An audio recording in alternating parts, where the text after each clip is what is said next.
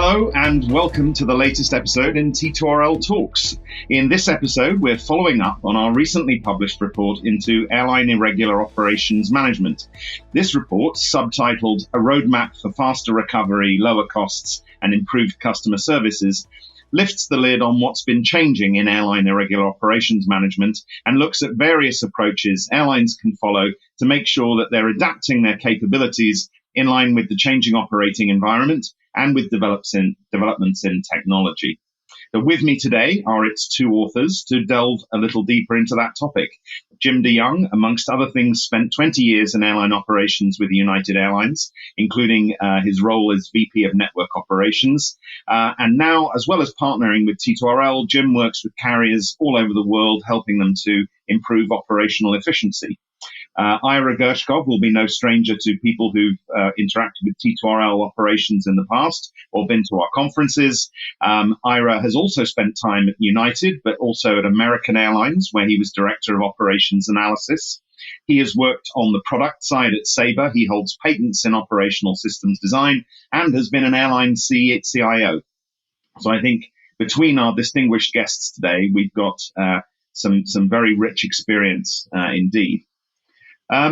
So just thinking back, actually, over the last 6 months or so, it feels like barely a week has gone by where there hasn't been some big air travel disruption event, from systems failures to extreme weather events, from industrial action to mass flight cancellations.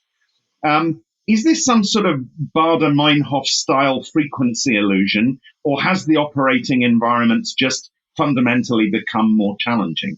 I would say, yes, it's become more challenging, and there are a lot of reasons for that. The pandemic obviously had a very large effect on airline operations, because at the beginning of it, demand collapsed to near zero for many of the carriers around the world. And faced with a financial disaster, many of them began to have layoffs and offer early retirements to some of the line people who frankly weren't needed during the pandemic. When traffic began to pick up again, at first there were plenty of people still around, but then as we got through the pandemic and demand started to pick up to near normal levels, it took a couple of years. Then suddenly there was a lot of pent up demand, and a lot on those people who were either laid off or retired in the early days now weren't available, and there was a crisis of staffing, and it affected all of the pilots, flight attendants, mechanics, crew schedulers, operations controllers, everything there. And that's been the nature of the problem since then. And add to that the issues of global warming and a lot more frequent and more serious weather events that had occurred in the past added to it as well. Okay, so on the problem side, we've got sort of more extreme weather events, and then on the solution side, there's been a sort of a brain drain and a loss of skills and competencies, and presumably also affect things like air traffic control, airports, everybody in the chain that makes planes fly. Is that fair? Yeah, Bert, it's Jim, and thanks again for having me on the podcast. Yeah, I think one of the things that the airlines are struggling with today is just what you mentioned. The dynamics, they can manage their internal staff and manage that accordingly. But I think what you're starting to see now is a lot of external factors being layered on top of it. So from air traffic controllers to ground handling agents, just all across the spectrum, even, Customs and Border Patrol and TSA, there are staffing shortages throughout the industry. And, you may be able as an airline to solve for that with your, reduced pilot reserves and a little less aggressive operating strategy. But you have all these ancillary things that are also impacting you that you can't really forecast. And so connection times, for example, with passengers going from international to domestic are probably doubling just based on the fact that there's not enough customs agent in an airport to process. And so that just compounds irregular operations. And it's going to be incumbent upon the airlines to really make sure they partner with their vendors and suppliers to get that whole picture when they go into an irregular operation. Other than the sort of the extreme weather events that IRA called out and are perhaps the staffing levels that make us less able to deal with problems, are there new causes that we weren't experiencing prior to the pandemic in terms of things that are disrupting us? Yeah, I think, Bert, to some extent, to Ira's earlier point, when we started down the recovery path, obviously, big financial losses in the aviation sector. And so airlines had a pretty aggressive strategy in terms of fleet utilization, minimum scheduled ground time, all of those things that airlines are slowly starting to back off. But, still there is, a long recovery ahead in terms of financial impact of COVID. And so airlines are going to be reluctant to pull aircraft out of the schedule, to add ground time for recovery. You may have heard, just recently with United Airlines issue at Newark, they came out and said that they're going to try and reduce some flying in Newark. Obviously, they don't want to take a significant cut, so they'll probably do gauge changes. But those types of things are pretty rare right now. And I think as airlines progress through this summer and into the winter, they're going to have to be rethinking, the structural elements of ground time, aircraft utilization, build some more wiggle room until they can get this staffing and all the other external factors kind of in check. Is there a sense that the anatomy of these events has changed, that they're somehow sort of bigger, that there are longer lasting effects being felt? I'm thinking particularly of the Southwest crewing issue, which seemed to spiral out of control really rapidly. I think there are some other factors going on which in the past have not been that significant, but now suddenly are. And one that comes to mind is at all the airlines that we know of, there's very little time spent on, let's call it, training. Sports teams at every level practice situations that may or may not ever come up. We found that airline dispatchers, operations controllers, crew schedulers don't have, and we don't know of any airline that allocates any time for that sort of reviewing what happened in the past, trying different things on a practice level where there's no risk of making a mistake. We think that is something that is desperately needed at this point, is to begin to have a structure of possible control actions that can help things. They need to be practiced offline when there's no pressure and no chance that a mistake will cause a meltdown in the operation. So is this like simulated events to yes, really exactly. bottom out the operational response and all of the potential failure modes, that kind of thing?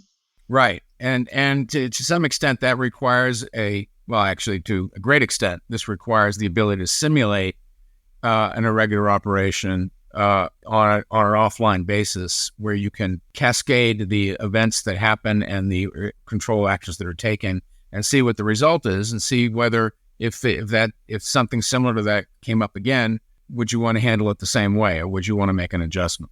And is that sounds like something that airlines could start to invest in relatively quickly? Yeah, and Bert, we're starting to see some airlines make that request of their vendors. A few of the airlines that I'm working with now have reached out to their vendors for a sandbox sort of setup in their operations tools that they could set up and say they need to put 50 cancels in, and what would that look like in terms of crew recovery and aircraft recovery. So I think those things are coming. I think, to Ira's earlier point, just on, the brain drain, if you will, in ops centers, it just made this even more crucial. The airlines knew they were going into, potential long-term staffing issues, from pilots and crew schedulers and ops controllers. COVID just accelerated that. And so with a lot of that experience leaving the operations centers, it is really incumbent upon the airlines, as Ira pointed out, to train aggressively. And in addition, take advantage of advances in technology and be able to simulate these massive events. And add to that, the people who were lost as a result of the financial downsizing during the pandemic tended to be the most senior people, close to retirement, most experienced people out there. So that when things started up again, you were short dispatch managers, you were short captains, you were short the very people who had the most expertise. Those were the jobs that were most needed. This sounds like a lot of this actually is planning and preparedness in order to improve response in the heat of the moment. Where are the benefits coming from? Are these likely to come from people and process, or are we looking to technology? Is this sort of machine learning kind of arena? It's all of the above. Right. Yeah. You have to make improvements in all of them. The performance will mirror the weakest link in the chain. And so I think all of them need some attention. Okay. So this is smoke testing and stress testing, everything end to end. It really, it's offline in a no pressure environment, be able to simulate situations and deciding whether your action that you took on a simulated basis was good, bad, or indifferent, making adjustments accordingly. That's certainly one of the things that's needed, I think, and can be done in the short term. The effects may be long term, but the practices can be in the short term and be extended to the operation in general. Yeah, just to piggyback on Ira's points, Bert, one of the things that, as we talked at the top of the podcast, we talked about the dynamics of irregular operations just changing based upon staffing, worsening weather. Airlines, have had in the ops centers playbooks. If the weather was striking their hub in the form of a thunderstorm or a snowstorm, they had a playbook and, that was tried and true. What airlines need to do now is rethink all of that. The wiggle room you have in the schedule for recovery, the reserve pilots and flight attendants you may have to fly extra flying, post irregular operations, they're just not there. And so the playbooks now have to be adjusted towards much more proactive planning. And to your point, start to evolve their technology, not only for that simulation or sandbox functionality, but also start to incorporate machine learning. In the operations center, I managed operations centers for 20 plus years. And you would rely on your expertise to predict, what the arrival rate in an airport would be. And you still do that to some extent, but with worsening weather events that last longer, to the staffing challenges that air traffic control has, it's getting harder to predict. And so you have to be much more conservative heading into irregular operations. And then you have to have the rigor post irregular operations to get your lessons learned and incorporate it for the next round of storms. Presumably then also, this is going to require everybody to up their game a bit. I mean, the whole point about airline operating environments is that they're largely shared environments. It's no good if one airline can move real quick in a disruption. Everybody in the chain has to be able to adapt quickly, right? Yeah, absolutely. We saw that with the Southwest Airlines holiday period issue, where they were having to cancel large amounts of flights close in, and many airline staff, pilots and flight attendants, were relying on Southwest to get to their own flights and work. That led to other airlines being forced to cancel. The other thing that's going to be important globally, as we look, especially at this air traffic controller shortage, we need transparency, from ANSPs, government agencies, in terms of what staffing is going to look like. We can't have surprises of, we're going to be short air traffic controllers today, or, as we're watching now and, with bated breath, watching Eurocontrol possibly be going on strike. We have to have transparency so we can plan for those things.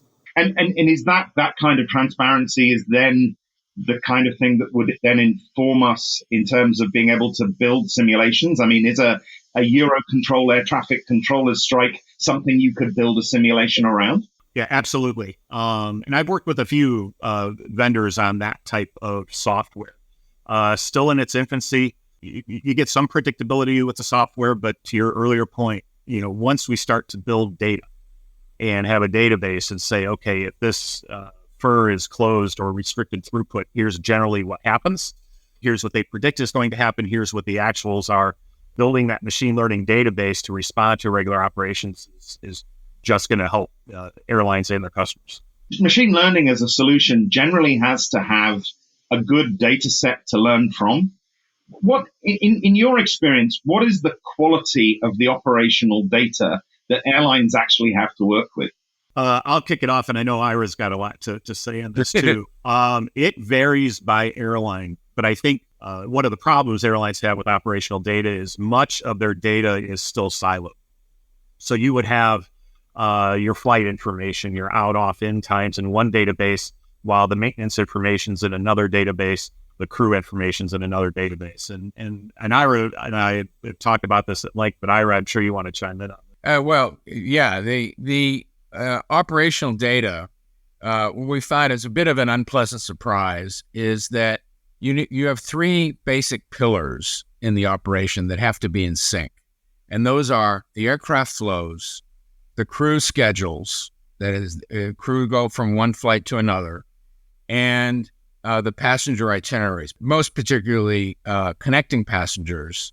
When they're going from one flight to another, maybe their first flight's late. Does that mean they misconnect to their second flight?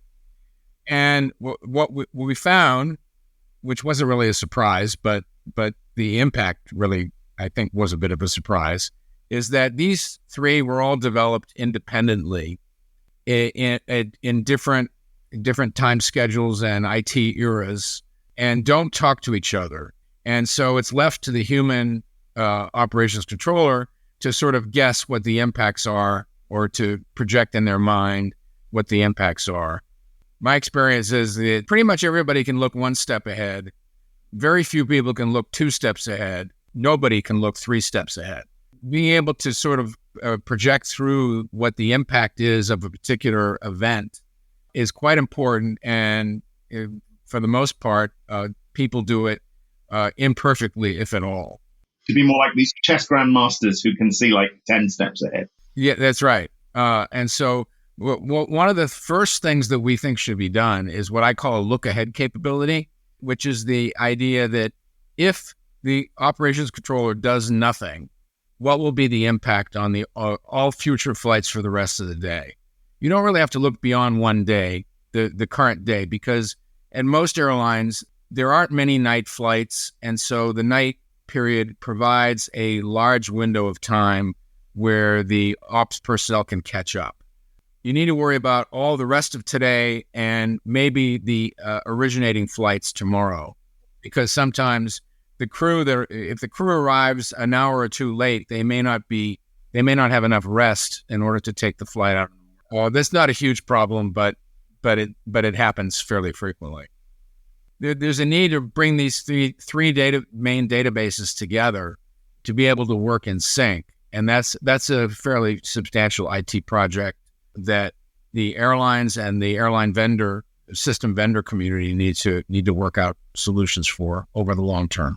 Is this a product yet, or does it still mainly have the feel of an IT project? That's a great question, Bert. I think it's still a project. You know, I was working with an airline as they were working on, I guess they call it a data lake, where they could take operational data and process it real time and take it from a myriad of different inputs. Still a project still in its infancy, but holds a lot of promise, you know, as a way to aggregate all of these disparate data sources and give solutions to frontline operations people. But, you know, that needs to be mirrored across the airline in multiple different systems.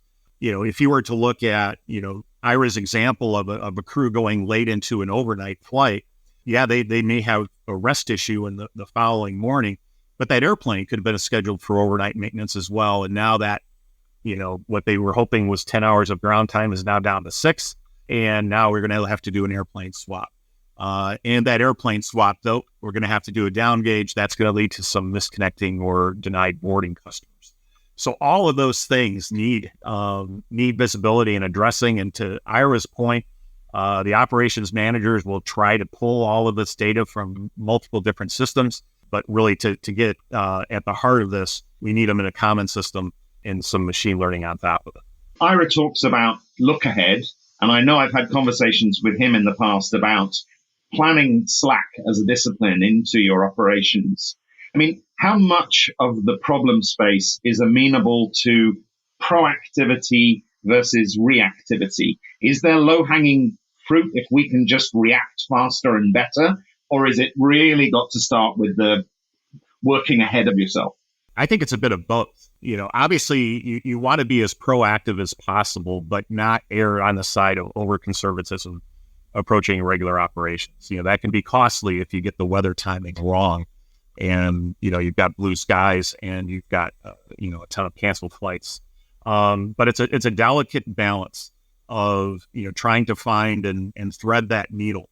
There are certain structural things though that airlines can do, and I've worked with airlines on this, where certain flights generally eat up more block time due to air traffic control or due to long taxi. And so rather than a peanut butter approach where every flight gets all this added block, you can do it targeted. And it's a little more amenable to the revenue management folks basically taking a scalpel to the schedule versus a hatchet. It's a little better in their eyes. I'll add a story, from my earlier in my career when getting into a discussion with my boss about how much slack do we really need in the schedule. He pointed out to me that let's say you need 5 more minutes, and you're adding that every day. You may only need it twice a month, and you can't predict which 2 days out of the month you're going to need it. So you really need to be careful when you when you're adding slack, you're adding cost, and what are you getting for that cost? So that's a tightrope that every airline has to walk. And I think part of the answer, or a large part of the answer, is you need to add your slack. The best place to add it is ground time at the airport between the arrival and the departure of a particular airplane. I think that's where it's most useful, because if you adding it to the block time of the flight doesn't do much for you, because you don't have much control over that. Once the airplane leaves the gate, they're under air traffic control supervision, and all of the thousands of events that can occur that day to affect that are all in play. Ground time, it's your airport and your airplanes. You have some control there. That's where the emphasis ought to be. But again, you're adding it every day. Be careful and do it with some thought. We talk a lot about the network and the fleet and the schedule and so on, but is it my imagination, or does there seem to be a lot of pain in crewing at the moment? And is that a new thing? Is that a COVID thing? The crewing just seems to come up time and time again recently. What's happening there, and what are we seeing developing in terms of new approaches? I'll a little bit here, and then I'll let Jim add to it as well. The crew is the most difficult part of managing the operation, because unlike airplanes, people need rest. You need a full crew, or you can't operate the flight. And you can also have crew coming from many different directions, different places, so that it's possible. And for example, if you have a crew of 2 pilots and 4 flight attendants, but one of the flight attendants is a reserve and they flew yesterday and they're going to go over a particular monthly limit, you may be illegal for one person on the crew if the flight goes late. So the crew tends to be the most difficult part. And I think one of the things airlines can do is put more effort into keeping the crews together for their assignments. That does sacrifice some utilization, but it's not too bad, and it certainly helps when things go awry, and you'd like to keep the crew together when there's an irregular operation. Just a couple points to add on to Ira's.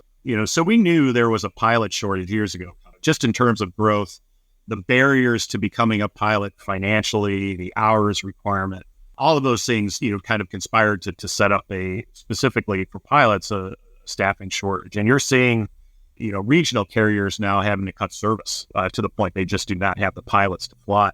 Airlines are taking, some aggressive approaches, building their own training academies, partnering for long-term contracts with pilots, starting with their express partners. In Europe, you obviously have the multi-crew pilot license, which helps to alleviate some of that burden. But one of the things that, when we were digging into this paper, getting data around, not only did we have the pilot shortage coming, but essentially COVID knocked 1.5 to 2 years off of all new pilot training. The fact that you're in a small airplane with a flight instructor, you can't socially distance. Classroom things were not happening, and now all of a sudden you've got an increased pilot demand with about almost 2 years of a training gap. And so right now, in the very short term, we have a much bigger problem in that our anticipated pilot availability is reduced just based due to COVID. There was already a problem. The work was underway to create a solution, and even that has now been delayed by 18 months to 2 years because of COVID. Yeah. And to Ira's point on, keeping crews together, managing the operation, that's one of the big things I would always go back to the financial analysts and crew planners, just knowing that one delay could delay 3 flights, rippling as the crew splits up. Where airlines, I think, can put some focus in this, one of the things, I would always get back when I would go to the planning team was, this is too costly. We need to optimize the pilots and the flight attendants independently. And I can understand that, purely from a labor contract and just their cost structure. However, airlines haven't done a good job of managing the cost of delay or the cost of defect. And I think there's an opportunity there for airlines in their financial analysts, their operations analysts and operations team, sit down and try to figure out what the cost of a minute of delay is, what the cost of the cancellation is, because that will then arm the operations people with some data to say, look, if we could pair flight attendants and pilots together, that could save 1,500, delays a month, right? Get some financial data behind that. And that also would help them funding software and technology advancements. That's what's one of the problems within the operations world is how do you justify the spend? And especially when all that spend is for a rainy day and not the majority of time.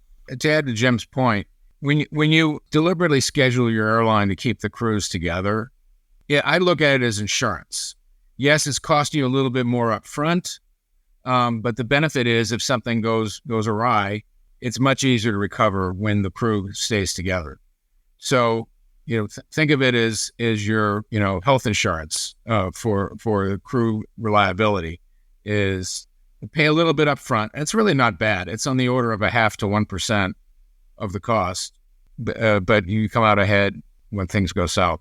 Aside from the shortages that we talked about, to what extent are we suffering from, there's a sense that as we've recovered from COVID, the network and the capacity that we're operating now is not the network and capacity we manpowered planned for before COVID. So to what extent is it just I haven't got the crew and the resources in the right places to fly the network I need to operate now? And is there going to be a lag while there's an adjustment there?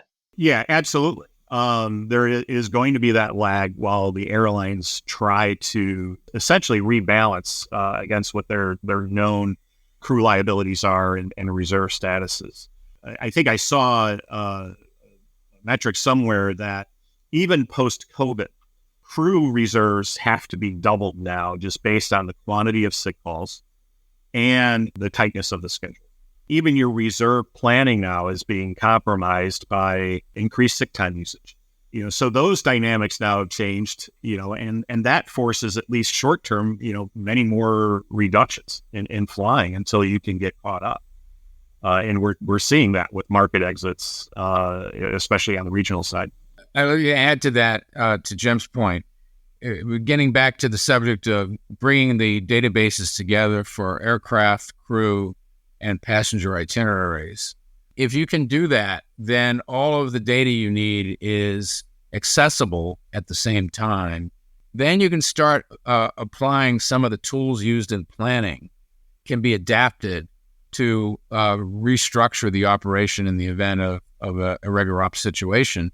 The planning tools have been effective for several decades. Since the 80s and 90s, the planning tools do a very good job of minimizing the cost that they're given. And so if we can get to the point where we bring the 3 databases together so that you can apply those same tools to an irregular ops situation, which is not all that different from planning, except that it's a lot faster time frame, and you measure your timing in seconds instead of days. Then I think the industry will be able to produce tools that can optimize those fairly quickly. But the hard part is merging the databases. From all reports now, we're heading back into some of the busiest months that the industry has seen in terms of volume. Demand seems to be coming back very, very strong. And I think this is probably making airlines, they're both excited at the recovery, but also nervous at their ability to handle it. Jim, you've talked about the compression of the schedule. Is that going to be sustainable, as the volume grows? I don't think it is. And I think, you're already starting to see, some stresses in the system now. Obviously we had a rough holiday season, at least here in the States. You're starting to see capacity constraints now in Europe, Amsterdam with their threat of reducing slot availability, strikes going on here in the States this summer, seeing, longer operational recoveries from irregular operations. So I think, as airlines start to look into the fall and into the winter of 2023, they're going to have to be more conservative with their schedule, at least short term. Predictability is key here. You can't be running delay after delay. Just to pick up on that predictability, how big a factor is the volatility of demand? I mean, I know it's very commercially disruptive, but is that pushing through into the operating environment in a big way?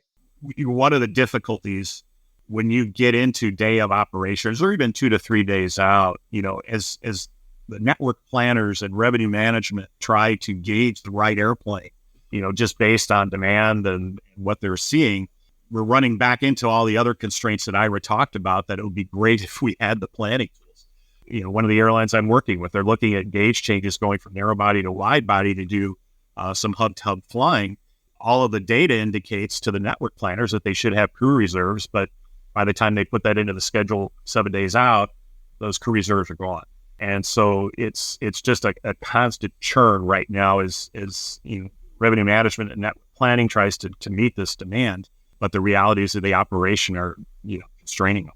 I think it's more of an economic case where there's a shortage of capacity right now. There's pent-up demand. There aren't enough pilots, flight attendants, or most any other staffing category. So over time, those will start to ease somewhat. Maybe prices will come down and maybe they won't, but certainly demand will catch up with capacity will catch up with demand, and it'll all even out at some point.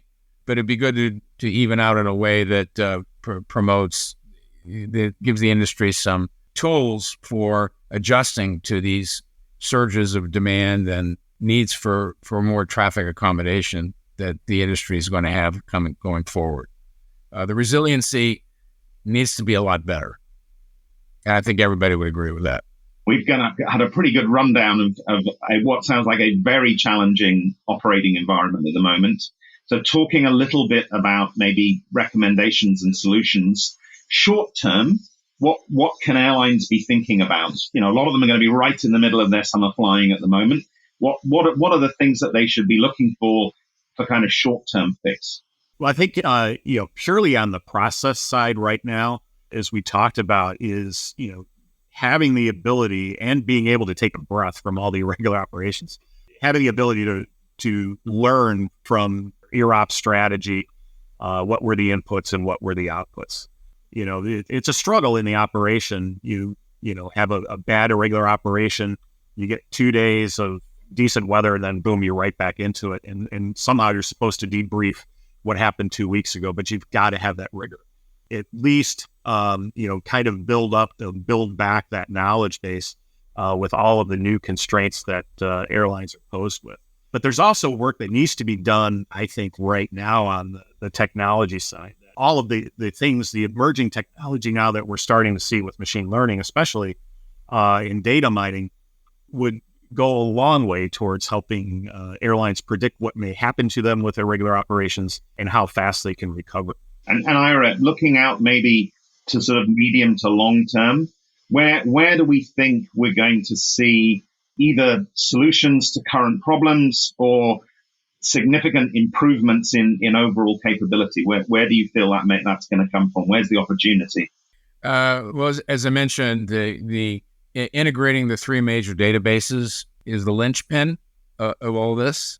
I think if airlines treated it like the Manhattan Project or some immensely urgent type of transaction, it could probably be done in 2 years. I think it'll take longer than that because there are all sorts of other problems competing for attention for the senior management.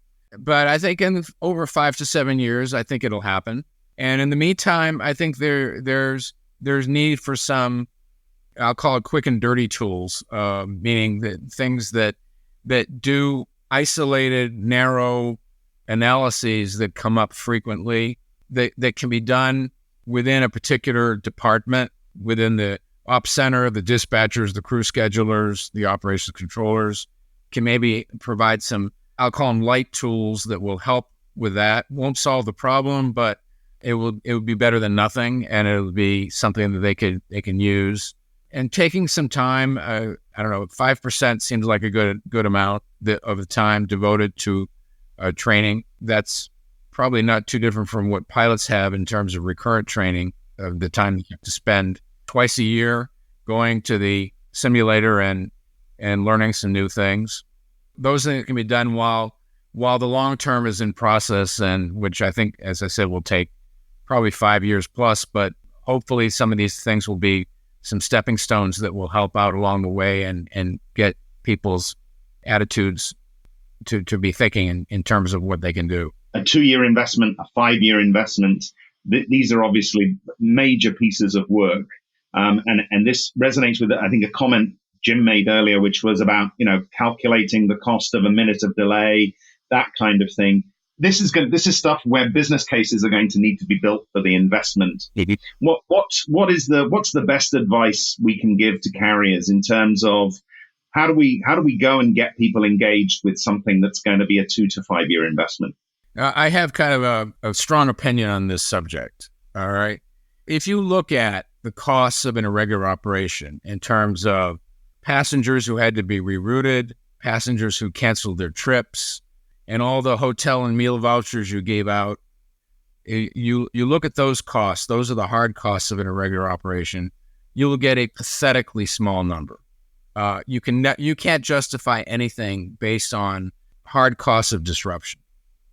But I've seen at least one study that showed that the dominant cost is actually how often the customer continues to fly with you after you've disrupted him or her. And that is the dominant cost, somewhere between 65 and 80% of the total cost of an irregular operation. And if you're multiplying the hard cost by 4 or 5, you have some numbers you can actually do something with. So I would urge anybody on the finance side who's looking at the cost of these things to consider costs you can't measure as the dominant. And I'm seeing a lot of carriers say, well, if you can't measure it, then we ignore it, and that's making it 0, and 0 is the wrong number. So make your best guess. Your best guess is going to be way better than 0, and proceed on that basis. And I think then you can start justifying some of these investments.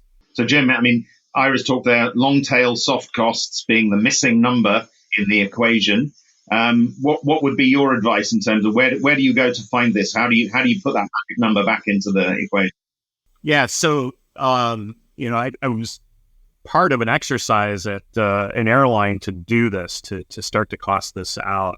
It really takes a lot of in-depth analysis. You need operational experts, operations analysis people just in a room thinking of all of the different things that can go and into a delay.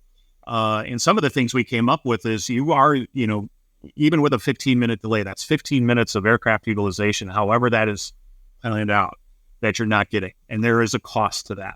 That's how you justify fleet spend. That's how you justify gates. There's a real estate cost. As an airplane is sitting on the gate for an hour, that gate's not available to another inbound flight. That inbound flight may be taking a delay.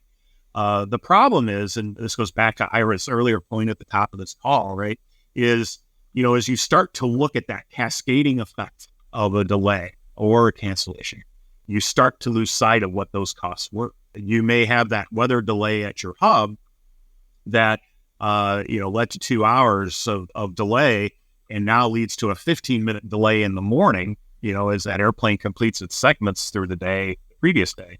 But you're really losing sight of that. And at some point, whoever was coding the delay probably doesn't have that anymore. It just says late arriving aircraft. And you can't point that back to, oh yeah, we had a thunderstorm yesterday at the hub. So you really have to put a lot of rigor into it. But I think, when we were doing our effort, we had 15 different inputs just on the operations side alone, missed maintenance opportunity, those types of things. But it can, to Ira's point, if you try to prove it just based on sunk cost of hotel vouchers and misconnecting customers, you just can't get there with some of these big projects. Something amenable to data analysis, a lot of domain subject matter expertise, but ultimately, quality data and rigorous analysis. Ultimately, and bringing the finance people into the discussion and into the analysis is quite important. They have the job of deciding how this investment compares with everything else, and so the more they can understand it, the better off everybody's going to be. That's great advice. Yeah, engaging finance, definitely.